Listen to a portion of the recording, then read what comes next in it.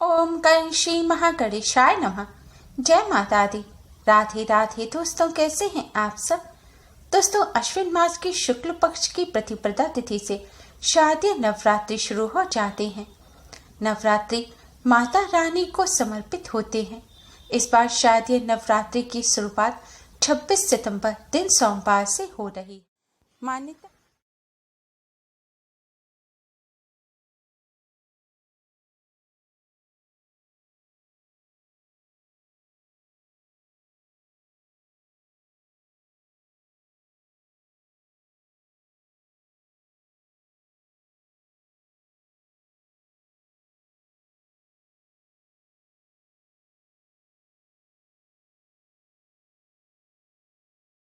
माता की चौकी स्थापित की जाती है, जौ बोए जाते हैं और अखंड ज्योत जलाई जाती है।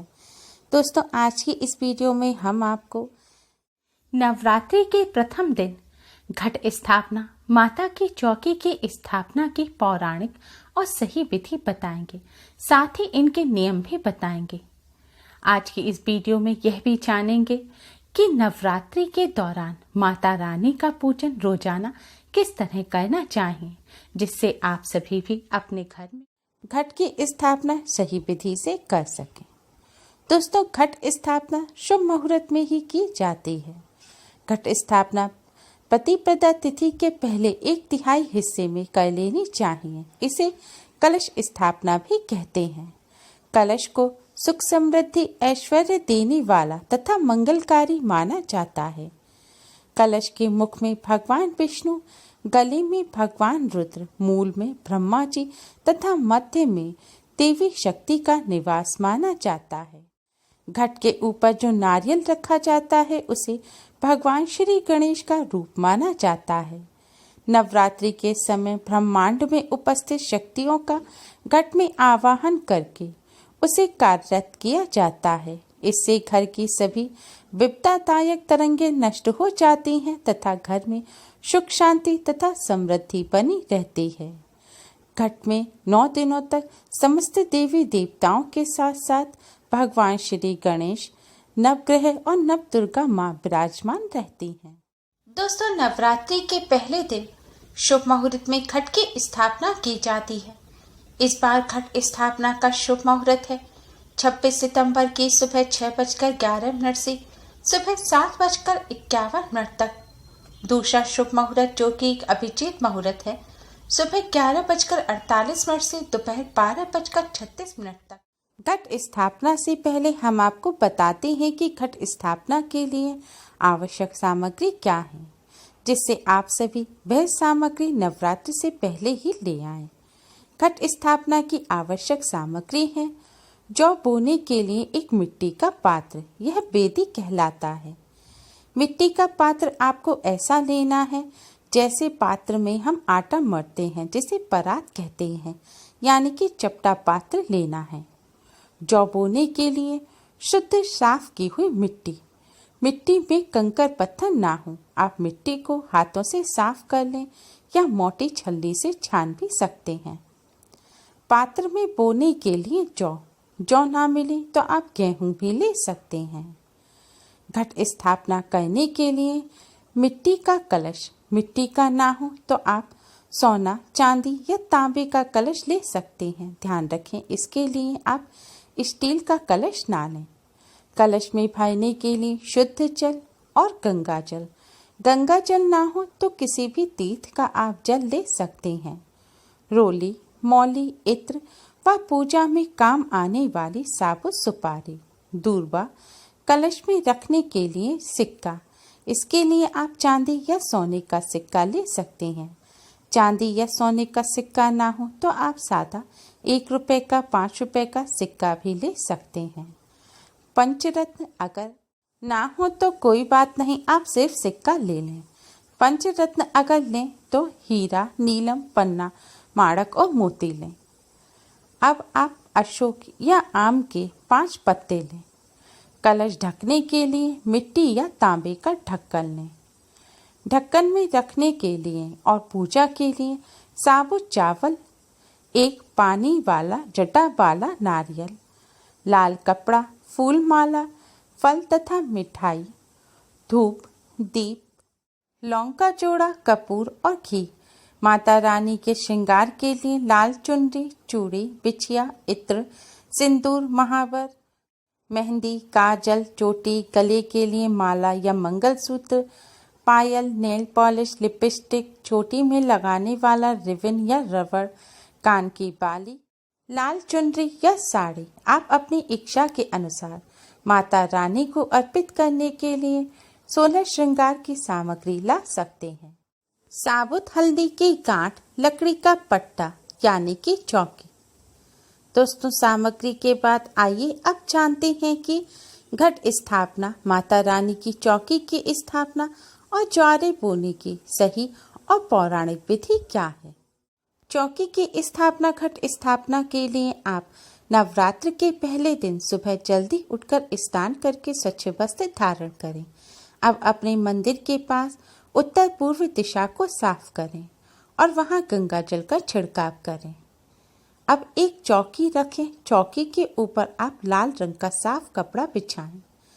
अब माता रानी की प्रतिमा को स्नान कराएं और स्वच्छ और नए वस्त्र पहनाएं और एक लाल रंग की चुनरी उड़ाएं और चौकी पर स्थापित करें।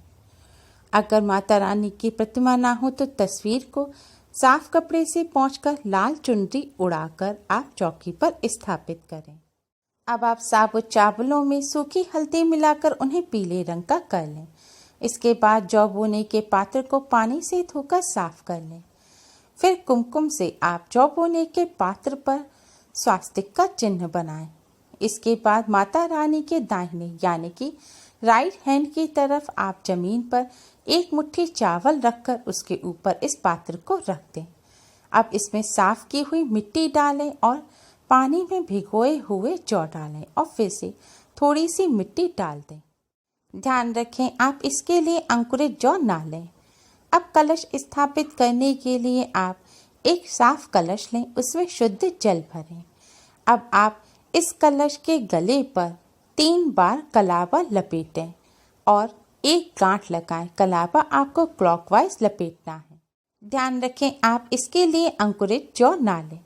कलश स्थापना के लिए आप एक कलश लें। कलश में शुद्ध जल भरें और जल में थोड़ा सा गंगा जल डालें। अब कलश के गले पर आप 3 बार मौली लपेटें और एक गांठ लगाएं। इसके बाद कलश पर 2 तरफ स्वास्तिक के चिन्ह बनाएं और स्वास्तिक के चिन्ह के दोनों तरफ आप एक एक त्रिशूल का चिन्ह बनाएं। स्वास्तिक और त्रिशूल का चिन्ह आपको रोली से बनाना है। इसके बाद माता रानी के लेफ्ट हैंड यानी कि बाएं हाथ की तरफ चौकी पर आप हल्दी से पीले किए हुए चावलों से एक अष्टदल कमल बनाएं। कमल के बीचों बीच आप इस कलश को स्थापित करें। इसके बाद कलश में आप सामग्री डालें। सभी सामग्रियों को पहले पानी से अच्छी तरह धोकर साफ कर लें और उनके ऊपर गंगा जल का छिड़काव करें। फिर सभी सामग्री जैसे दूर्बा, साबुत सुपारी, सिक्का, साबुत हल्दी की गांठ, पंचरत्न आप कलश में डाल दें। फिर थोड़े से चावल, एक चुटकी हल्दी और इत्र डालें। इसके बाद आप आम या अशोक के 5 पत्तों को पानी से धोकर साफ कर लें। अब इन पत्तों को आप कलश में रख दें। आपको पत्ते कलश में इस तरह रखने हैं कि पत्तों की डंडी कलश के अंदर पानी में डूबी रहे और पत्ते बाहर की तरफ रहें। अब कलश के ऊपर आप मिट्टी का या तांबे का एक ढक्कन ढक दें। ढक्कन के ऊपर आप हल्दी से पीले किए हुए चावल रख दें। इसके बाद पानी वाला जटा वाला नारियल ने उसे पानी से धोकर साफ कर लें। अब नारियल को साफ लाल रंग के कपड़े में पूरी तरह से लपेट दें। इसके बाद नारियल के ऊपर आप 3 बार कलावा यानी कि मौली लपेटें और एक गांठ लगाएं। इसके बाद नारियल को चुनरी उड़ाएं और नारियल पर कुमकुम से तिलक करें। इसके बाद नारियल को आप कलश के ऊपर लिटाकर रखें। नारियल का गोल साइड आप अपनी तरफ करें और नुकीली साइड दूसरी तरफ करें। इस तरह कलश स्थापना संपूर्ण हुई। अब आप भगवान श्री गणेश को प्रणाम करें, नव दुर्गा माँ को प्रणाम करें, समस्त देवी देवताओं और नवग्रहों को प्रणाम करें और भगवान श्री गणेश के साथ नवदुर्गा माँ और समस्त देवी देवता नवग्रहों से आप आग्रह करें कि वह 9 दिन तक इस कलश में वास करें। अब आप कलश में विराजमान समस्त देवी देवताओं का पूजन करें। कलश के सामने एक शुद्ध घी का दिया जलाएं, एक सुगंधित धूप बत्ती जलाएं, हाथ में अक्षत और पुष्प लें और कलश पर अर्पित करें। इसके बाद कलश में विराजमान सभी देवी देवताओं को आप मिष्ठान और फल का भोग लगाएं। फिर आप माता रानी का पूजन करें। माता रानी के सामने एक अलग से शुद्ध घी का दिया जलाएं और एक सुगंधित धूप बत्ती जलाएं। माता रानी को भी पुष्प और अक्षत अर्पित करें और फल और मिष्ठान का भोग लगाएं। इसके बाद समस्त श्रृंगार की सामग्री को आप एक थाल में रख दें और कलश के सामने रखकर माता रानी को श्रृंगार की सामग्री अर्पित करें। अब आप एक गाय के गोबर के उपले का टुकड़ा लें, उसे गैस पर रखकर सुलगा लें। अब इसे हवन कुंड या किसी प्लेट में रखें। इसके ऊपर अब शुद्ध घी डालें और थोड़ा सा कपूर रखें। अब आप नवरात्र में अगर 9 दिन के व्रत रख रहे हैं या जोड़े में व्रत रख रहे हैं, उनका संकल्प लें। 9 दिन के व्रत रख रहे हैं तो 9 लौंग के जोड़े लें। अगर जोड़े में व्रत रख रहे हैं तो 2 लौंग के जोड़े लें। और आप व्रत नहीं रख रहे, केवल पूजन कर रहे हैं, तो आप 1 लौंग का जोड़ा लें। ध्यान रखें, आपको फूल वाली साबुत लौंग लेनी है। अब आप कपूर को जलाएं, लौंग को आप घी में भिगोएं। माता रानी के मंत्र का जाप करते हुए आप लौंग को कपूर पर चढ़ा दें। आप जितने भी जोड़े आपको चढ़ाने हैं वह सभी जोड़े चढ़ा दें। इसके बाद आप हवन सामग्री चढ़ाएं और उपले पर कुमकुम से तिलक करें।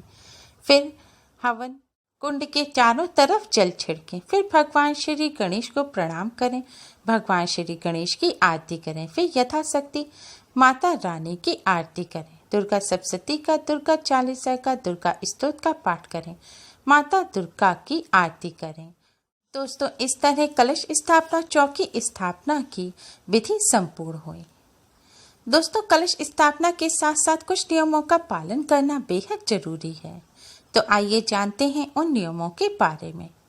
अगर आपने कलश की स्थापना की है तो आप 9 दिनों तक घर को खाली छोड़कर ना जाएं। घर का कोई ना कोई सदस्य घर में अवश्य ही रहने चाहिए।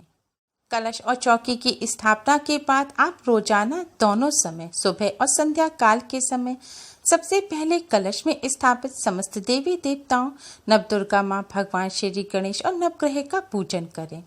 पहले कलश के सामने आप दिया जलाएं और भोग लगाएं। इसके बाद माता रानी के सामने दिया जलाएं और भोग लगाएं और माता रानी का पूजन करें। आपने अगर कलश स्थापना की है और आपने व्रत नहीं भी रखे हैं, तब भी आप 9 दिनों तक मांसाहार का या प्याज लहसुन का सेवन ना करें और ब्रह्मचर्य का पालन करें। अगर आप अखंड ज्योत जलाना चाहते हैं तो कलश स्थापना के साथ ही अखंड ज्योत जलाएं और अखंड ज्योत को आप माता रानी के बाएं हाथ की तरफ यानी कि कलश की तरफ रखें।